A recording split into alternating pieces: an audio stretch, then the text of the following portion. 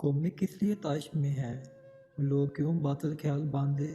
خداوند اور اس کے مسیح کے خلاف زمین کے بادشاہ صف آرائی کر کے اور حاکم آپس میں مشورہ کر کے کہتے ہیں، آؤ ہم ان کے بندھن توڑ ڈالیں اور ان کی رسیاں اپنے اوپر سے اتار پھینکیں۔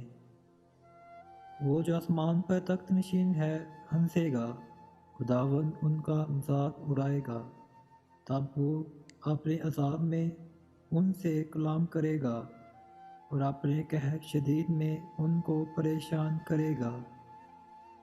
میں تو اپنے بادشاہ کو اپنے کوہ مقدس صہیون پر بٹھا چکا ہوں، میں اس فرمان کو بیان کروں گا۔ خداوند نے مجھ سے کہا، تو میرا بیٹا ہے، آج تو مجھ سے پیدا ہوا۔ مجھ سے مانگ اور میں قوموں کو تیری میراث کے لیے اور زمین کے انتہائی حصے تیری ملکیت کے لیے تجھے بخشوں گا۔ تو ان کو لوہے کے عصا سے توڑے گا، مار کے برتن کی طرح تو ان کو چکنا چور کر ڈالے گا۔ بس اب آئے بادشاہو دانش مند بنو، آئے زمین کی عدالت کرنے والوں تربیت پاؤ۔ ڈرتے ہوئے خداوند کی عبادت کرو، کامتے ہوئے خوشی مناؤ۔